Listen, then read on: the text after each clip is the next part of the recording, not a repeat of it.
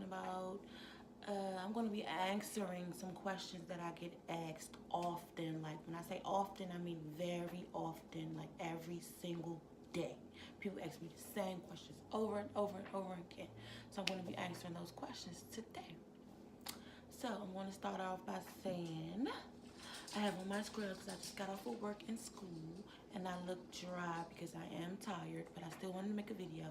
But anyway, so I work for a hospice company and I am in school and my major is mortuary science. So for people who don't know what hospice is basically where people go to be cared for when they're terminally ill and most times have either up to 3 months. A doctor has diagnosed them with only 3 months to live or so. It can be 3 months. It could be less than 3 months. Sometimes it can be more, but the number is typically 3 months. So I basically care for those people, make them comfortable, keep them comfortable, help them cope with their illness, and just basically help them have a comfortable, safe transition into the afterlife. And mortuary science is my degree, and that is basically schooling just to get you prepared, students prepared to be able to be a mortician or a funeral director. So basically, in school we learn how to prepare dead bodies for a funeral service, a cremation, a memorial service. We learn how to embalm. We learn a lot of different stuff, how to sell caskets, marketing, a whole bunch of stuff.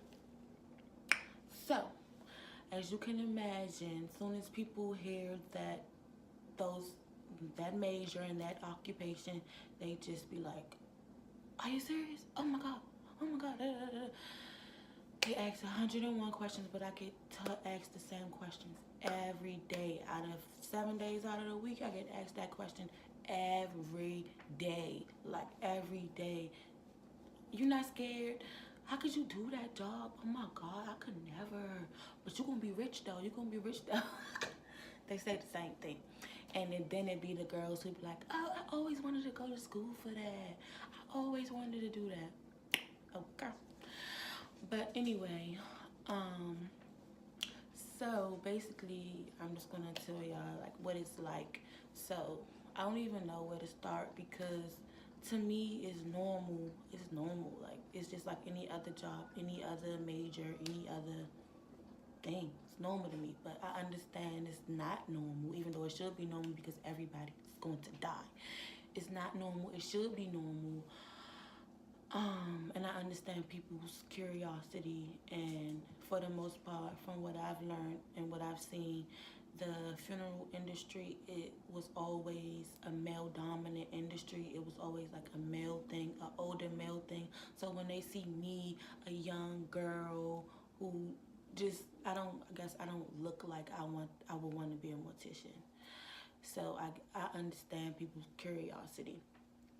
So, since I was little, I don't want to sound weird, but ever since I was little, I always had like a thing for or interest in death. Like I always wondered, like, what happens when you die? Like, how do they get people to look so pretty and handsome in their casket at their funeral? Like, how when it's like some people are sick before they die and they just look, their body starts to deteriorate and they just look so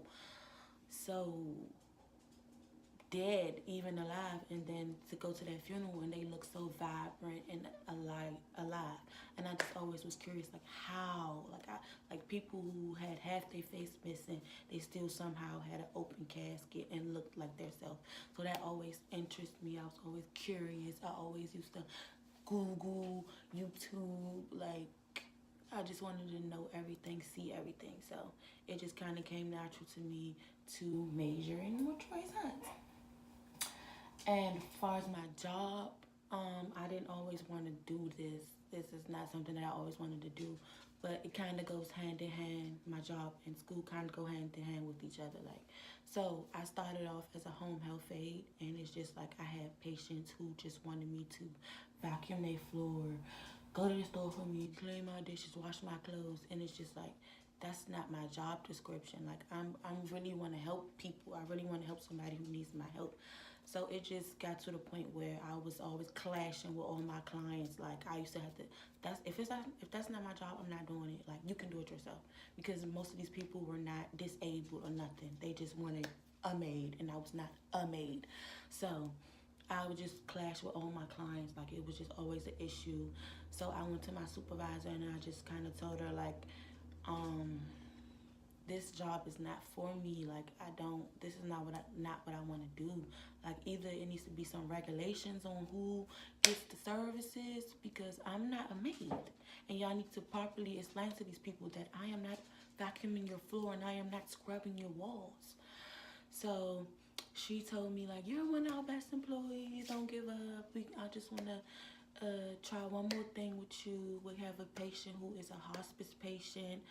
Um, she's sick. She's really sick. She really needs somebody. We don't have anybody. All of our home health aides decline working with hospice patients. So you're the only person that came to mind when they brought up this patient. And I was like, okay, cool. So I went to the patient and like it was the first day. It was just like I was dumbfounded. Like, oh my god, like how am I going to do this? Like I was just didn't know what to do. Like it was an older lady. She was sick. She was at the end of life. I could tell. Like she wasn't eating, but she went a month without eating. She wasn't eating. She wasn't talking. She had wounds, huge wounds. And I don't know, but over time, like I just became attached to her and her family. Like they were so nice and so loving. Like they welcomed me. They treated me like family. And even after she passed, her daughter still keeps in contact with me. She invites me to weddings, cookouts, anything that their family is having, she invites me. And that just made me feel like this is what I want to do. I want to help people at the hardest time of their life, when their loved one is dying, and then when they actually die. I want to help people. Like I want people to know that I just want people to know that it's somebody there who will help you get through death. Yeah, so basically that happened, and after that I was just like, I am not been a home health aide anymore. I basically quit. So the company I was working for, they had a home health side and a hospice side. So I basically quit and went to the hospice side. I did an interview. I had to get evaluated. It's a whole process you have to go through. I got hired. I got trained, and then I finally started. And on my first official day, I had a man, an older man, and he was like skin and bones, skeletal, and I believe he had HIV, untreated HIV, and it was just like, oh my God. He had wounds everywhere. His arms were contracted, and the nurses, everybody would say, like, he doesn't talk. If he's in pain, he'll moan, or he'll give you some type of sign that he's in pain. So I'm just like, okay. So I was shadowing my coworker. Like I was shadowing her. She was showing me the proper way to do things. But I only shadowed her for I think like a week or like 3 days, and then after that they sent me there by myself. Like you it yourself.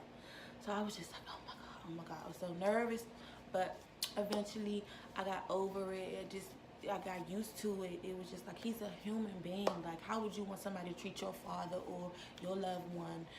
Like, come on now. So I got used to it, and eventually I got attached to him and his family.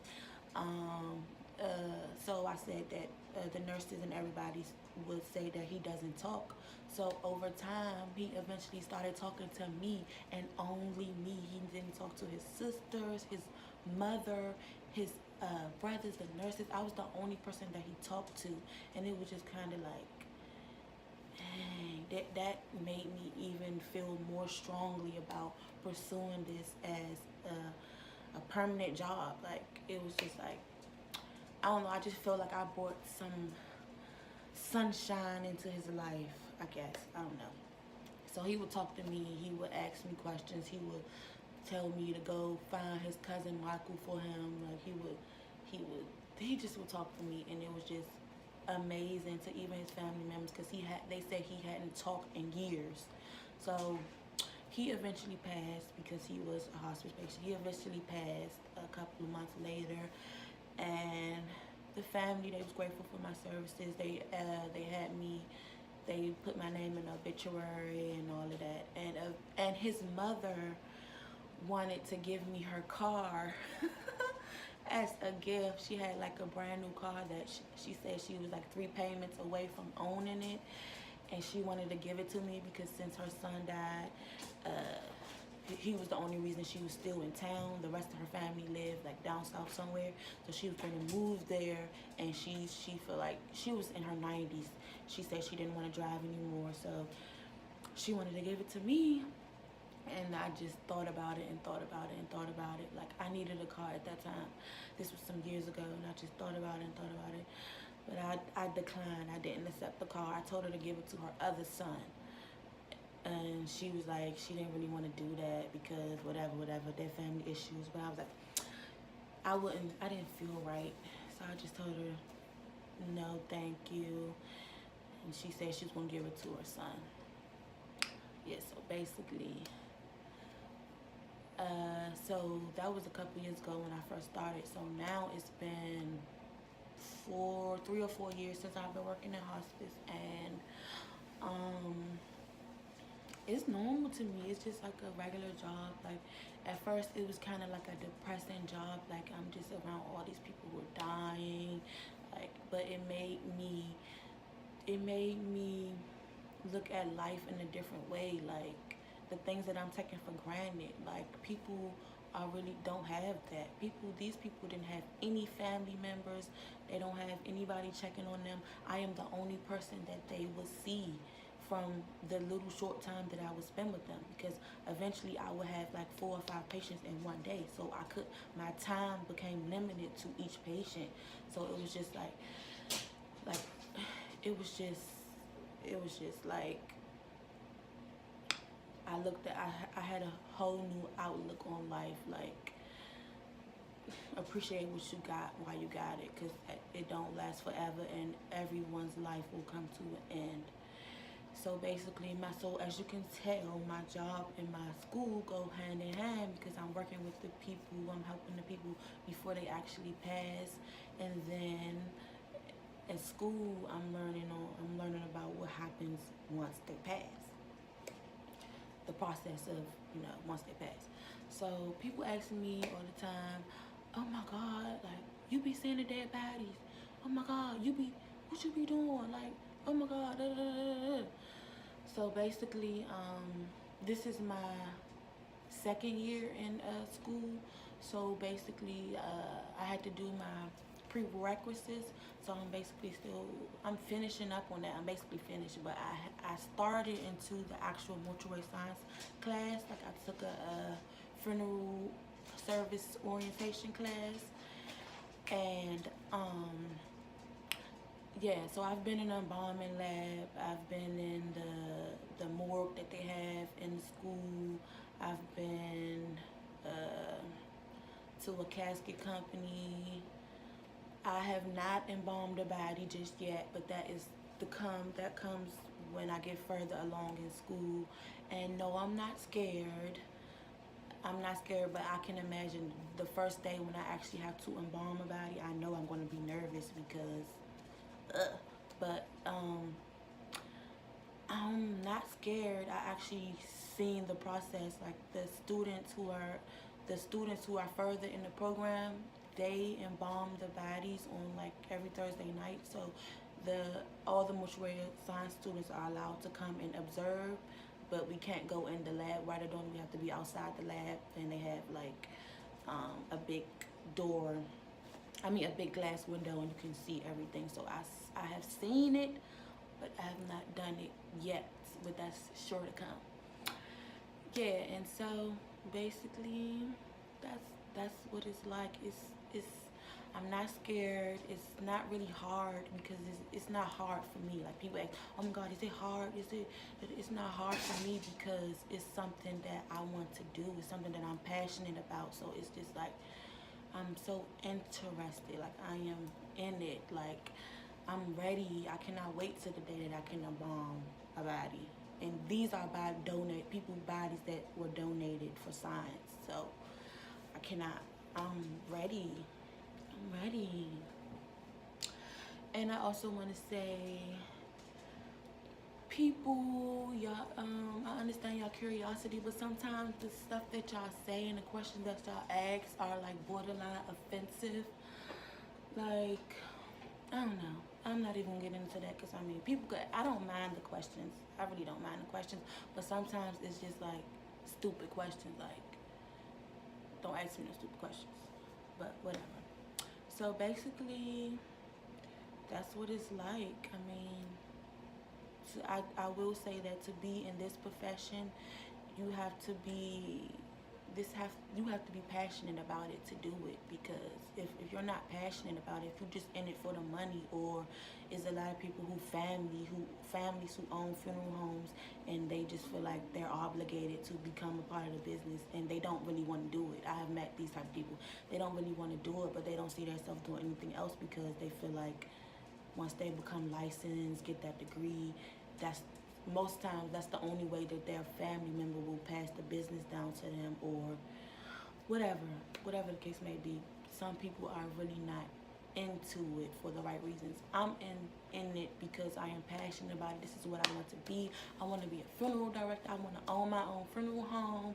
I want to work for the chief medical examiner's office. I want to assist with autopsies. Like, I want to do it all. Like, I don't know.